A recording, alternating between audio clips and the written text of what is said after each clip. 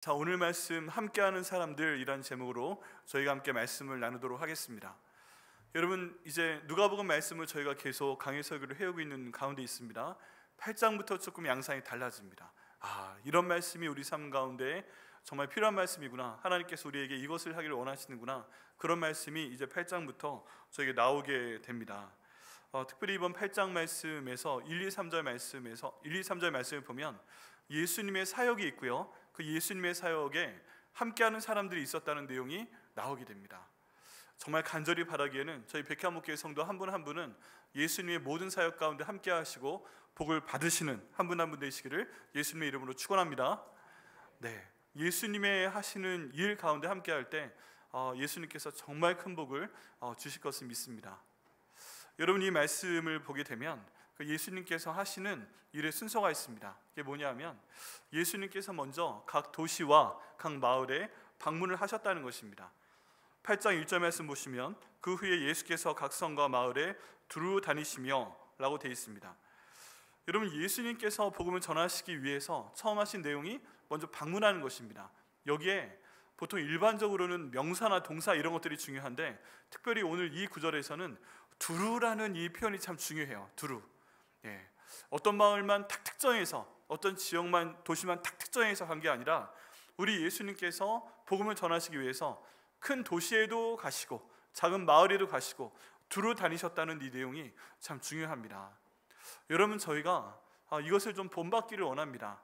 이제 제가 하나님 은혜 가운데서 저희 교회 담임 목사를 보내시고 사역을 한 지 3년 차잖아요. 벌써 2년 5개월이 지났잖아요. 여러분, 꽤 오래됐죠? 한 2주 전에 온 것 같은데 벌써 2년 5개월이 지났습니다. 저희 교회 담임 목사로 섬기게 하신 지. 그러시면서 이제 하나님 은혜 가운데 이런 사역을 좀 해보고 싶다 하는 것들이 예전부터 있었는데, 아마 올해 기도하고 준비하면 빠르면 내년 아니면 내후년부터 할 수 있지 않을까, 그런 생각을 합니다. 그게 뭐냐면 여름이 되면 저희가 목장 방학을 하게 됩니다. 7월 달하고 8월 달은 목장 방학을 하게 되고, 좀 아이들도 방학이니까 휴가도 다녀오시고 이런 것들을 하게 됩니다. 그런데 그때 여름 한 달 또는 2달 동안 개인적으로든 목장 단위로든 아니면 저희 전도팀을 만들어서 하루 당일치기나 1박 2일이나 2박 3일 이렇게 정해서 어떤 도시를 정하고요, 거기 가서 복음을 전하거나 아니면 거기 있는 교회를 좀 도와드리거나 그런 사역을 하면 너무 좋겠다는 소원을 갖고 있습니다. 기도하니까 하나님께서 이루실 걸 믿습니다. 그를 통해서 저희가 그 지역에 방문을 해보는 것입니다. 여러분, 우리나라도 보면요, 예루살렘과 온 유대와 사마리아 땅끝까지 예수님께서 복음 전하라고 말씀하셨지만 먼저 용인 지역이 중요하고요, 우리 살고 있는 용인 지역, 여러분 용인에 대해서 계속 강조를 드립니다. 서울이 용인 옆에 있어요? 용인이 서울 옆에 있어요? 서울이 용인 옆에 있습니다. 할렐루야. 용인이 더 좋은 도시이죠. 굉장히 넓습니다. 굉장히 넓어요. 여기 우리가 있는 기흥구도 그렇지만 처인구 이런 데는 엄청나게 넓습니다. 용인만 돌아다니면서 복음 전하려고 해도 굉장히 넓은데, 하나님, 저희가 용인 땅도 한번 다녀보면서 복음 전할 수 있도록 인도하여 주옵소서. 아무것도 아닌 것 같은데요, 그냥 맛집을 찾아서 밥 먹으러 가면서 보는 용인과 복음을 전하기 위해서 이 지역에 과연 예수 믿는 사람이 얼마나 있을까, 이런 생각을 하면서 전도지를 들고 복음을 전하는 이런 것들은 또 굉장히 다릅니다. 저희 세종지방에서 전도하는 데 쓰시라고 그 건빵 한 박스를 보내왔어요. 여러분, 그 건빵이 우리나라 독점인 거 아십니까? 어떤 한 기업에서만 만든대요. 그런데 거기에서 전도용 건빵을 아주 맛있게 만들어서 저에게 보내왔습니다. 전도지 붙여가지고 한번 가보는 거죠. 이 앞에 저기 천에도 한번 가서 우리 건빵 드리고 이러면서 한번 방문해보는 그런 마음이 있다면, 하나님께서 우리가 밟는 그 땅마다 복음이 전해지게 하시고, 또 밟는 그 땅에 하나님의 영이 임하게 하시고, 또 그를 통해 많은 영혼들을 저희 교회를 통해서 구원하실 걸 믿습니다. 이거 한번 해보기를 원해요. 기도를 하고요, 지금 전도폭발팀이 훈련되고 있고 준비하고 있습니다. 여러분들이 마음이 모아지면 교회 근처부터 시작을 해보고요, 좀 더 나가서 경기도권으로 한번 나가보고요, 그 다음에 우리나라로 한번 나가보고요, 그 다음 전 세계로 확장시키시는 그런 하나님의 섭리가 있기를 간절히 기도해 주시기를 바랍니다. 주께서 이루실 줄 믿습니다. 예수님께서 하시는 것처럼 가봐야 됩니다. 처음엔 내가 못해요 해도요, 결국 하게 됩니다.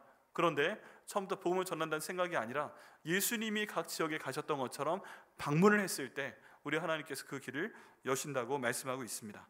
근데 이때 예수님께서 하신 일이 뭐냐? 두 가지를 선포하시는 겁니다. 1절 말씀에 보면 하나님의 나라에 대해 선포하시고 또 복음에 대해 선포하시는 것입니다. 여러분, 예수님 믿는 사람은 이 땅 가운데 있어도 이미 하나님의 나라 가운데 살고 계신 것을 믿으시기를 바랍니다. 네, 이 세상에 빛의 자녀들이 있고요, 어둠의 자녀들이 있다. 예수님 때부터 그런 말씀을 하셨어요. 그런데 예수님께서 이미 내가 이 땅 가운데 와서 회개하라, 천국이 가까웠다 말씀을 선포했기 때문에 하나님의 나라가 너희 가운데 임했다라고 말씀을 하셨습니다. 여러분, 이 하나님의 나라는 하나님의 말씀을 읽고 기도하는 분들이 체험할 수 있는 그런 나라입니다. 그 나라는 내가 주인 돼서 내 마음대로 사는 나라에 있는 사람들은 경험할 수 없고요, 예수님께서 나를 위해 죽으시고 부활하시고 주인 되신 것을 내 마음으로 믿고 입으로 시인하며 이 말씀대로 순종하고자 하는 사람만 경험할 수 있는 그런 나라입니다. 여러분, 정말 간절히 구하기에는 저와 저희 백향목교 성도 모두가 하나님의 나라 가운데 이미 거하시는 하나님의 백성 되시기를 예수님의 이름으로 축원합니다. 이 하나님의 나라는 굉장히 넓은 주제입니다. 여기에 대해 두꺼운 책도 엄청나게 많이 있고요, 다만 기억하실 건 뭐다? 우리가 이 세상 가운데 살고 있는 것 같아도 지금 현재 공중의 권세 잡은 자가 사탄이라고 해도 성령께서 우리 안에 내주하시고 우리가 함께 모여 예배드리고 있기 때문에 우리는 하나님의 나라 가운데 살고 있는 것을 믿습니다. 또 복음을 선포하셨다고 하고 있습니다. 우리 하나님의 나라가 임했다는 것 자체가 복음이죠. 예수님께서 이 땅에 오셨다는 게 복음이죠. 그렇지만 제가 처음 온 그날부터 계속 저희 교회에서 강조하고 있는 것처럼 하나님이 세상을 사랑하사 독생자를 주셨으니 이는 그를 믿는 자마다 멸망치 않고 영생을 얻게 하려 합니다 라고 예수님 믿는 사람에게 영생을 주신다고 말씀하셨습니다. 그런데 또 더 중요한 건 뭐예요? 로마서 10장 9절 말씀 가운데 보면 이제 예수님에 대한 무엇을 믿는가가 나와 있습니다. 요한복음 3장 16절에는 예수님을 믿으면 영생을 얻는다 이렇게 나와 있는데 예수님에 대한 뭘 믿어요? 하고 물어보시면 대부분 모르십니다. 근데 우리 교회 성도들은 다 알고 계시죠? 뭐죠? 예수님이라는 세 가지 믿는 것. 첫 번째, 예수님께서 날 위해서 십자가에서 돌아가셨습니다. 두 번째 뭐예요? 예수님께서 부활하셨습니다. 세 번째 뭐예요? 부활하신 예수님을 모든 산자와 죽은 자의 주인으로 만드셨습니다. 그러니까 내 주인도 되십니다. 이걸 우리가 마음으로 믿고 입으로 시인하면 우리가 구원을 얻는다라고 말씀을 드렸습니다. 이게 마치 비행기 타는 과정과 비슷하다고 말씀드렸어요. 이 비행기를 가야 되는데, 비행기를 타야 되는데 이제 3시면 출발해서 저와 제 아내가 필리핀을 선교하러 가야 되는데 그때 가져가야 될 게 있습니다. 처음에 뭘 가져가야 돼요? 여권을 가져가야 되겠죠. 두 번째 뭐 있어야 돼요? 비행기표 있어야 되겠죠. 세 번째는 거기 안전검사를 통과를 해야 됩니다. 이 셋 중에 하나라도 걸리게 되면 비행기 못 탑니다. 네, 공항에 딱 갔는데 내 여권 어디 갔어? 그럼 비행기 탈 수 있어요, 없어요? 못 탑니다. 네, 가끔 어떤 신혼부부들이 모든 걸 다 챙겼어요. 뭐 수영복, 드레스, 잠옷 다 챙겼는데 여권을 빠뜨려 가지고 신혼여행 못 가는 그런 안타까운 일이 있습니다. 이런 것처럼요, 비행기 타려면 중요한 세 가지가 있는데 천국 가기 위해서도 중요한 세 가지 문을 통과해야 됩니다. 하나는 여권이고, 하나는 비행기표고, 하나는 안전검사. 웬만한 특권층이 아니면 다 통과해야 되는데요, 우리 예수님께서 나를 위해 돌아가셨고 예수님께서 부활하셨고 그 부활하신 예수님 내 주인이십니다. 이것들을 마음으로 믿고 고백할 때 이 세 개의 문이 열리고 우리가 천국의 문으로 들어갈 수 있는 것을 믿습니다. 항상 고민하셔야 됩니다. 내가 정말 이걸 믿고 있는가? 내가 정말 이걸 선포하고 있는가? 내가 정말 이 말씀에 맞게 살아내고 있는가?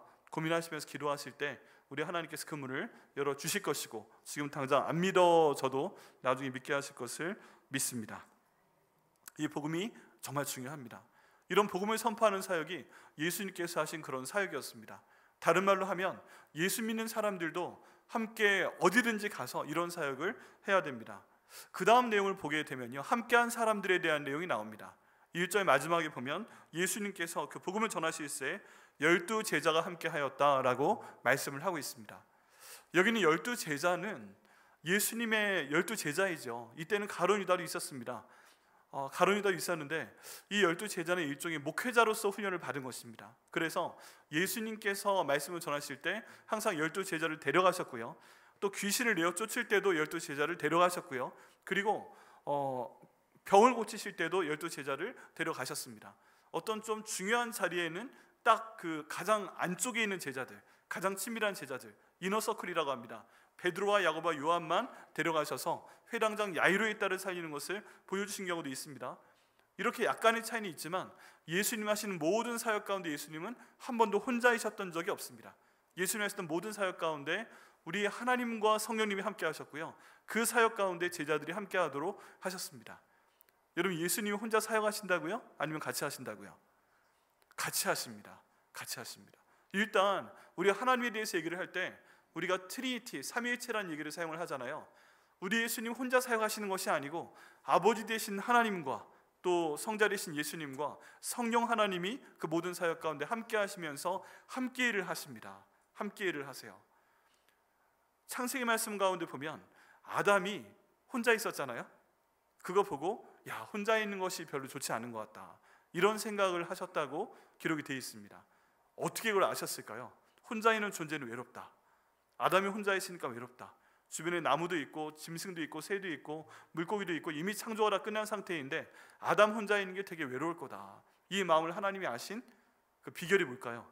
그 비결은 뭐냐면 하나님과 예수님과 성령님이 언제나 함께 하시면서 그 일을 같이 해오셨기 때문에 그렇습니다. 우리 하나님은 절대 혼자 일하지 아니하십니다. 세 분의 하나님이 함께 일을 하십니다.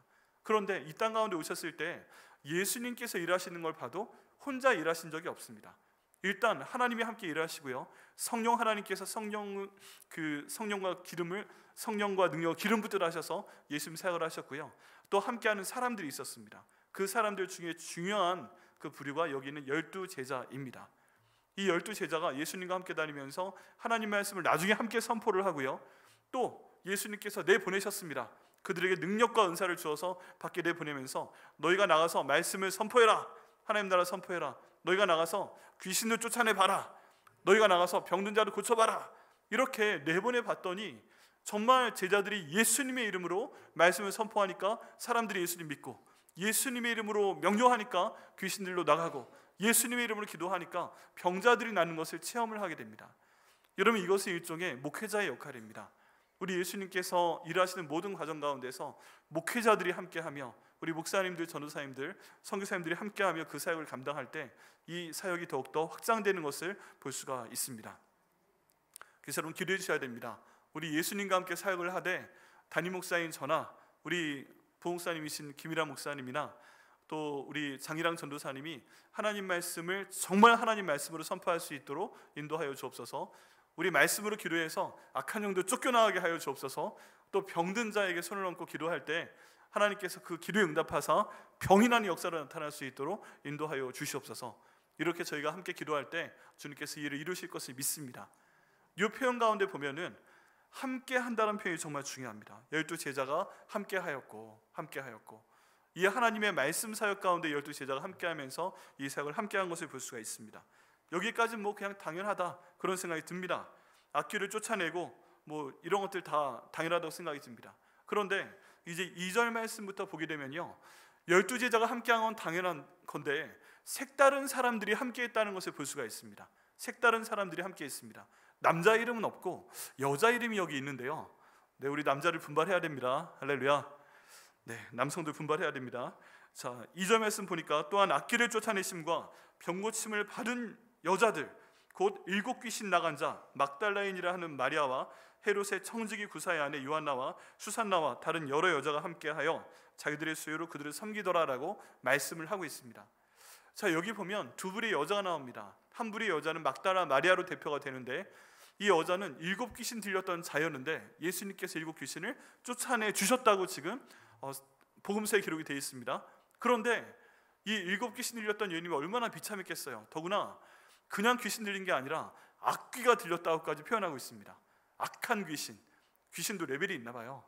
네, 레벨이 있나 봐요. 악귀에 들렸던 여자, 그 중에 7 귀신이 들렸던 막달라 마리아. 여러분, 한번 제가 여쭤보겠습니다. 정말 솔직히 생각을 하시기에 지금 이 문명 세대에, 지금 이와 같은 세대에 귀신이 있어요, 없어요? 있다고 생각하시는 분? 네, 없다고 생각하시는 분? 네, 있다고 생각하시는 분들은 왜 있다고 생각하세요? 네, 보신 분, 귀신 보신 분, 아니면 귀신 들린 사람 보신 분, 많으시네요. 네, 이게 뭔지 잘 판단이 안 될 수 있어요. 다만 저희는 하나님의 말씀인 성경에서 귀신이 있다라고 말씀하셨기 때문에 귀신이 있는 걸 믿으셔야 됩니다. 예수님께서 우리 죄를 위해 돌아가신 것도 성경에 있고 예수님께서 살아나신 것도 성경에 쓰여있기 때문에 저희가 믿는다라고 말씀하시는 것이 정답입니다. 그러면 여기 있는 마귀도 귀신도 어떤 사람이 귀신 들리는 역사 가운데 있다? 귀신이 들렸다 이것도요, 나는 본 적이 없는데 성경이 있으니까 정말 그럴 수 있구나 하는 것을 여러분 이해를 해주셔야 됩니다. 그래서 어떤 좀 약간 이분이 정상은 아닌 것 같다 싶은 분에 대해서 치료하게 될 때, 예전에는 그렇지 않았는데 요즘에는 근래에는 이렇게 합니다. 한 분이 있으면 이분이 마음이 좀 힘든 것 같다, 그러면 정신과 의사분이 같이 함께 하죠. 또 이분이 좀 이상하다 싶으니까 임상심리학자가 함께 합니다. 거기에 사회복지사도 함께 하는 경우가 있습니다. 근데 근래에는 여기에 목사님들이 함께 합니다. 왜 그러냐면 이분이 이상한데 이분이 정말 신경적인 어떤 증상 때문에, 뇌신경의 이상 때문에 좀 이상할 수 있는 거예요. 그리고 또 한 부분에 대해서는 마음의 상처가 너무 많아서 그럴 수 있는 거예요. 또 한 부분에서는 사회복지적으로 뭔가 관여해야 될 만한 환경 때문에 그럴 수 있는 거예요. 또 마지막으로는 이분이 영적으로 어려운 걸 수 있다, 정말 여기 귀신 들림 현상이 나타날 수 있다, 이런 것들 때문에 한 사람을 돌볼 때 이런 각 분야의 전문가들이 다 함께 이 사람을 돌보는 경우가 나타나게 되었습니다. 근데 이런 사람들이, 이런 분들이 특별히 막달라 마리아 같은 사람이 예수님 만난 다음에 치료함을 받았다는 것입니다. 치료함 받은 거예요. 그럼 치료함 받은 다음에 집에 가서 있어야 될 것 같잖아요.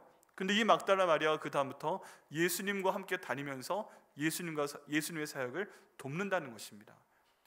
이런 사람이 도울 게 뭐가 있겠어? 근데요, 도울 게 있습니다.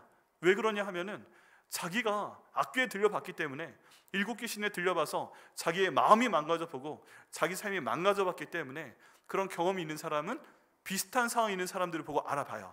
그러면 저 사람도 이런 아픈 가운데 있구나, 그럼 예수님께서 치료해 주시겠네, 예수님 치료해 주십니다, 귀신 내어 쫓아 주십니다. 그 다음 단계가 필요합니다. 여러분, 장례식이 끝나고 나서도요, 장례식 끝나고 나서도 그 다음 단계에 대한 도움이 필요합니다. 지금부터 더 마음이 힘들고 내가 사랑하는 가족이 이제 하나님께로 갔는데 이 땅 가운데서 또 볼 수 없잖아요. 그럼 그 다음 단계에 같이 밥 먹고 같이 함께하고 이렇게 위로하는 것이 필요합니다. 근데 귀신 들림 가운데 쫓겨난 사람도 이 마음이 황한이 빈 것 같은데, 그 마음에 귀신이 있다가 나갔잖아요. 그럼 이 빈자를 뭔가로 채워야 되잖아요. 예수님으로 채워야 되는 것입니다. 이런 작업을 하는 사람이 누구다? 그 경험이 이미 있은 사람이다. 그런 막달라 마리아는 예수님께서 귀신 내어 쫓는 사역하실 때 그 다음에 그 사람들을 돌보고, 나도 그랬었는데 우리 예수님 만나서 내가 이렇게 회복되었어요, 나만 봐, 믿어보라니까 정말 우리 예수님께서 놀라운 일을 행해서 내가 귀신으로부터 자유로워졌다, 이런 것도 간증하면서 사람들을 돌볼 수 있는 아주 위대한 역할을 감당할 수 있었다는 것입니다. 이런 역할을 하면서 복음서에 보면 이 경험 이후에 막달라 마리아가 예수님이 십자가 지시는 곳까지, 그 골고다 언덕까지, 그리고 부활의 장소까지 함께 있음을 저희가 보게 됩니다. 여러분, 뭔가 어려운 상황 가운데 있으셨는데 우리 예수님께서 구해주신 분들 있잖아요. 내가 정말 마음이 힘들었는데, 정신이 힘들었는데 우리 예수님 믿으며 말씀 보다 보니까, 내 예수님의 나를 위해 죽으심과 부활하심, 그 주인 되심을 내가 믿고 선포하고 나가다 보니까 내가 이렇게 회복되었습니다 라고 간증하실 분들이 있다면 그 간증을 주변에 마음껏 나눠주시길 바랍니다. 그 간증을 통해서 내 어려움에 대해서 말씀 못하는 분들이 주님께 돌아오게 됩니다. 이런 사역에 여러분 동참하시고 그를 통해 하나님께 복을 받으시는 또 저 여러분 되시기를 예수님의 이름으로 축복합니다. 할 일이 있습니다. 할 일이 있어요. 이 막달라 마리아가 예수님과 함께 했습니다. 그리고 그 다음 또 다른 사람이 나옵니다. 헤롯의 청지기 구스의 아내 요한나라는 사람이 나오고요, 또 수산나라는 사람이 나오고 다른 여러 여자가 함께해서 자기 예수를 섬기더라 하는 말씀을 하고 있습니다. 지금 여기 나와 있는 헤롯은 누구예요? 그 당시에 왕이죠, 왕. 근데 왕의 청직이랍니다. 그럼 왕에 대해서 뭔가 재정을 맡든지 여러 가지 중요한 역할을 맡는 사람이기 때문에 그 당시에 귀족이자 중요한 사람일 수 있잖아요.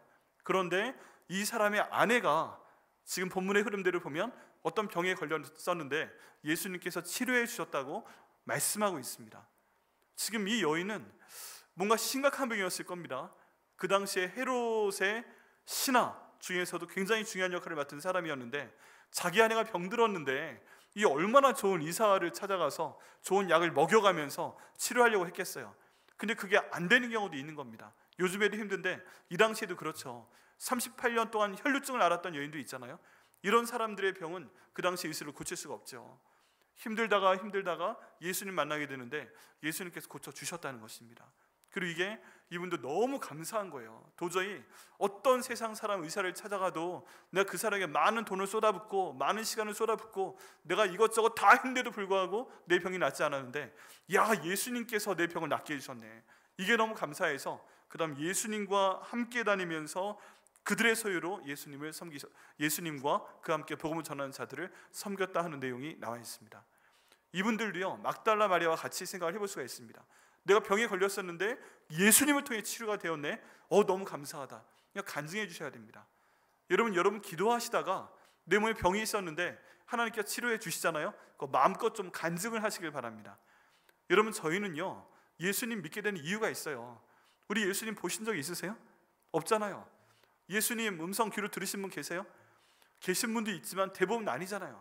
예수님하고 악수해 보신 적 있으세요? 아니면 예수님하고 같이 커피나 식사해 본 적 있으세요? 없잖아요. 그러면 우린 눈으로 보고 귀로 듣고 코로 냄새 맡고 맛보고 만져봐야 믿는 사람들인데 어떻게 예수님 믿게 되세요? 대다수의 분들은요, 내가 기도했더니 예수님께서 응답해 주셨다. 이거 가지고, 그 확신을 가지고 기도하다 보니까, 말씀 읽다 보니까, 그 말씀 가지고 기도하다 보니까 기도의 제목들이 하나하나 응답되는 것을 경험을 하시는 겁니다. 그래서 이 기도의 응답은 정말 하나님이 살아계시지 않으면, 정말 예수님이 살아계시지 않으면, 정말 성령님이 일하시지 않으면 불가능하다. 이게 한 번, 두 번, 10번, 20번, 100번, 조지밀로 5만 번 막 이렇게 되다 보니까 하나님을 믿지 않고는 베길 수가 없는 겁니다. 그러면 그런 간증이 있을 때 주변 분들에게 나눠주세요. 내가 해보니까 정말 우리 예수님 살아계신 게 맞아. 여러분, 우리 가운데 있는 어떤 분들은 너무 힘든 고난 가운데 있기 때문에 기도가 안 나오시는 분들도 계실 거예요. 성경 도저히 보기 싫은 분들도 계실 거예요. 근데 그럼에도 불구하고 성경에서 말하는 방법은 한 가지입니다. 여러분, 저도 경험을 해온 것인데, 방향성이 맞잖아요. 방향성이 맞으면 그냥 그날 해야 될 일을 하시면 됩니다. 근데 그날 해야 될 일 중에 가장 중요한 건 뭐예요? 하나님 말씀 보는 거, 그 말씀 가지고 기도하는 거, 그 말씀대로 살아내려고 해보는 거. 이렇게 하고 열심히 기도하게 되면 기도의 분량이 있습니다. 기도의 분량을 딱 채우시는 그날에 우리 하나님께서 마치 홍해를 여는 것처럼 나의 모든 기도 제목을 확 열어주시는 그 역사를 경험하게 하실 걸 믿습니다. 그때까지는 아무 변동이 없을 수도 있어요. 그냥 매일같이 조금씩 뭔가 증거가 나타나면 좋을 것 같은데 그게 아닌 경우도 참 많아요. 기도 응답이 될 때까지는 아무 변화가 없어요. 그런데 정말 감사한 건 뭐냐면, 내가 기도를 심어서 언젠가 그 기도에 응답을 해 주실 때는 우리 성령님께서 알려주십니다. 네가 그때 이 기도했기 때문에 이 기도 응답 내가 너한테 준 거야. 10년 전에 한 기도라도 20년 전에 한 기도라도 우리 그 기도에 응답을 해주실 때 성령 하나님께서 반드시 나에게 알려주신다는 것입니다. 중요한 건 뭐예요? 기도를 하면 그렇게 언젠가 응답해 주시는데 하나님 때 하나님의 방법으로 밖에, 그게 아니라면, 기도를 아예 하지 않았다면 응답될 기도가 없는 거예요. 그럼 계속 고생인 것입니다. 그래서 여러분, 방금 저희가 나눈 것처럼 복음에 대해 충실하시고 매일 말씀 읽으시고 기도하셔서 응답 받으시는 저희 여러분 되시기를 예수님의 이름으로 축원합니다. 이런 것들을 가지고 우리 예수님의 사역에 동참, 함께 하시는 분들이 되셔야만 됩니다. 여러분, 여기 마지막에 보게 되면 자기들의 소유로 그들을 섬겼다라고 되어 있는데, 섬긴다는 표현이 있습니다. 특별히 이분들은 재정적으로 넉넉했나 봐요. 그러니까 예수님 사역하시는데 재정으로 섬기는 겁니다. 그럼 재정으로 섬기는 건 무슨 뜻이냐? 지금 예수님께서 각 마을마다, 각 도시마다 두루 가고 계시잖아요. 그리고 혼자 가세요? 아니면 같이 가세요? 사람들이 같이 가고 있습니다. 그럼 끼니 때마다 식사를 하셔야 되잖아요. 이 음식 드실 때 음식을 구입해야 되는 재정이 필요합니다. 이 재정 공급했다는 것입니다. 물을 드셔야 됩니다. 물을 사 드셔야 된다면 이 재정도 공급하는 것입니다. 때로는 주무셔야 될 숙박지가 필요한데 여기에서 하룻밤 자는 것도 돈이 필요합니다. 그렇다면 여기에 대해서 공급을 하는 것이고, 예수님의 비용도 공급해드리고 제자들의 비용도 공급하고 본인들의 비용도 공급하고, 사람들이 가끔 너무 힘들 때 음료수 한 잔할 비용, 그리고 간식비까지 공급을 하고, 이런 것들을 섬겼다라고 얘기를 하고 있습니다. 그 성경은 특별히 그 표현을 자기의 소유로 그들을 섬겼다라고 얘기하고 있고, 하나님께서 이것을 기억하신다는 뉘앙스로 본문에 나와 있는 것을 보게 됩니다. 여러분, 예수님께서요 능력이 있으세요. 우리 예수님께서 어떤 능력이 있냐면 그 마른 뼈를 가지고 하나님이 군대 만드시는 능력이 있으세요. 그런데 우리 예수님이 일을 하실 때마다 사람들이 없어서 지나가는 돌을 가지고 하나님이 군대 만들어서 일을 하신 적은 없어요. 일을 할 사람이 없어서 마른 뼈를 갖다가 에스겔 37장에 나온 것처럼 여기에 근육아 붙어라, 신경아 붙어라, 저기 피부야 붙어라, 하나님의 생기야 들어가라, 이렇게 하신 다음에 도울 사람이 없어가지고 마른 뼈다귀 하나 갖다가 이거 가지고 하나님이 군대 만들어서 그 복음 선포하신 경우는 한 번도 없습니다. 하실 수 있어도 안 하셨어요. 왜 그래요? 그건 그 근처에 같이 있는 사람들이 그 일을 하기를 원하시기 때문이라고 믿습니다. 우리 백향목교회가 하나님 일을 해야 되는데 우리 교회 안에서 이거 할 사람이 없어가지고 신문 광고를 내서 백향목교회 교회 청소해야 되는데 좀 와주세요, 우리 식사 준비해야 되는데 좀 와주세요, 우리 차양팀이 필요한데 좀 와주세요, 이렇게 광고하지 않습니다. 그냥 우리가 하는 것은 우리 지금 이 자리에 함께 계신 분들이, 이 자리에 계신 성도니까, 예배드린 분들이니까 은사대로 하나님 함께 찬양하는 거 해주세요. 그리고 방송실 봉사하는 거 해주세요. 우리 그리고 함께 청소하는 거 해주세요. 우리 식사 준비하는 거 해주세요. 이런 것들을 부탁드릴 때 어느새 나는 아무것도 안 하는 사람인 것 같았지만 우리 예수님의 사역에 함께 하실 때 우리 주님께서 함께한 거 아시고 그 은혜를 주시는 것이 바로 성경 가운데 나와 있는 함께함의 원리입니다. 여러분, 그래서요, 함께해 주시기를 부탁드립니다. 하나님의 일이 교회를 통해 벌어질 때 함께해 주셔야 됩니다. 그리고 그를 통해 하나님께서 기도응답을 주시면 간증을 해 주셔야 됩니다. 내가 하나님 말씀을 읽으며 이렇게 기도하며 이렇게 교회 가운데서 주님의 일을 함께하며 섬겼더니 하나님이 내게 이런 복을 주셨습니다 라고 간증을 나누실 때 하나님께서 그 복이 30배, 60배, 100배로 그분에게, 또 우리 백향목교회에게 넘치게 하실 것을 믿습니다. 또 우리 예수님께서 능력이 있습니다. 우리 예수님께서 떡 5개와 물고기 2마리 가지고서 이거 가지고 계속 사람들이 공급하신 게 아니에요. 그런 기적이 5병이 한 번 나와 있고 7병이 또 한 번 나와 있고 성경에 2번 나와 있지만 우리 예수님께서 이렇게 전도 다니실 때마다, 시장하실 때마다 누구 떡 하나 있어? 물어보셔서 누가 떡 하나 갖다 드리면 자, 밥 먹자 모여 불러가지고 떡 하나 이렇게 나눠주시면서 다 먹고 또 12광줄이 남았어? 물어보시고, 물고기 누구 가지고 있는 사람 있어? 물고기 하나 갖다 드리면 또 이거 나눠주시고 그 다음에 물고기 12광줄이 남은 거 있어? 이렇게 말씀하셨다는 기록이 없어요. 하나님 나라를 위해서 그렇게 엄청난 사람들을 2번 먹이셨는데 그 다음의 내용에 대해선 이렇게 나누셨다는 기록이 없습니다. 섬기는 사람이 있었던 거예요. 주님의 사역관에 동참했던 사람이 있었다는 것입니다. 그게 여기 나와 있는 요한나이고 수산나이고 여러 여자였던 거예요. 그리고 또 예수님의 제자 가운데 야고보와 요한의 어머니가 그런 역할을 수행했던 것으로 보입니다. 그리고 그런 것들에 대한 재정이 필요했기 때문에 가론 유다가 돈깨를 맡은 자였고 사역에 필요한 비용도 사용했던 것을 보게 됩니다. 그렇다면 함께 할 때 재정적으로 함께 하는 것도 필요합니다. 교회가 사역을 할 때 돈이 없거나 부족하면요, 불행하지는 않습니다. 근데 많이 불편합니다. 복음 전하러 가야 되는데 재정이 없으면 불편하겠죠. 재정이 없으면 아예 못 갈 수도 있잖아요. 그런 상황 가운데 하나님께서 내게 주신 시간과 내게 주신 은사도 있지만 내게 주신 재정을 가지고, 물질을 가지고 주님 나라 일에 섬기겠습니다 하고 드리게 될 때 그게 하나님 나라에 큰 도움이 되고 또 하나님 사역에 함께하는 것이다 라고 지금 오늘 본문이 말씀을 하고 있습니다. 여러분, 이 본문처럼요, 예수님의 사역에 함께 하시는 분들이 계셔야 됩니다. 근데 함께 하시는 분들, 이렇게 여기 있는 막달라 마리아처럼 이런 경험이 있으신 분들은 그 사역에 이런 방식으로 비슷한 사람들을 도우며 동참하시며 복을 얻으시기를 예수님의 이름으로 축원합니다. 또한 여기는 요한나와 수산나처럼 이런 경험이 있으시고 또 이렇게 재정으로 주님 나라 가운데 함께 하실 수 있는 분들은 또 그런 방향으로 헌신하셔서 주님의 복을 받으시는 저 여러분 되시기를 예수님의 이름으로 축원합니다. 맨 마지막에 보면 섬겼더라라는 단어가 나와 있는데 이게 동사로 그냥 섬긴다는 뜻이거든요. 근데 성경에 보면 이게 명사화된 표현이 있어요. 명사화된 표현, 교회에 있는 어떤 직분을 말합니다. 어떤 직분일까요? 집사입니다. 집사. 돕다라는 표현인데 여기선 섬겼더라라고 번역이 되어 있지만 원래 의미는 돕다라는 헬라어 단어이고요. 이게 명사형으로 된 것이 교회 직분 중에 집사라는 것입니다. 그러면 여기 도왔다, 섬겼다 이런 동사가 명사가 되었다면 그게 집사라면 집사는 뭐 하는 사람이에요? 돕는 사람인 거예요. 섬기는 사람인 거예요. 그러면 우리 침례교회는 안수 집사는 어떤 분들이세요? 돕는 분들이죠. 지원하는 분들이죠.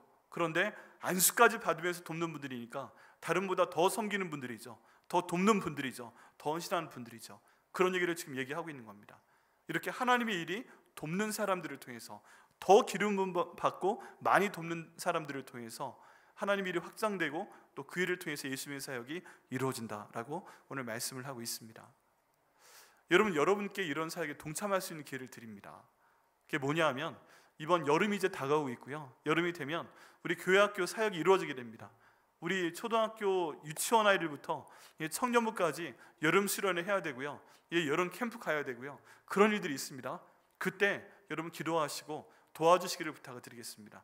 일단 방문을 해보세요. 우리 교회에서 여름 캠프하고 있으면 한번 방문을 해보세요. 우리 애는 아니더라도 우리 다 서약하지 않았습니까?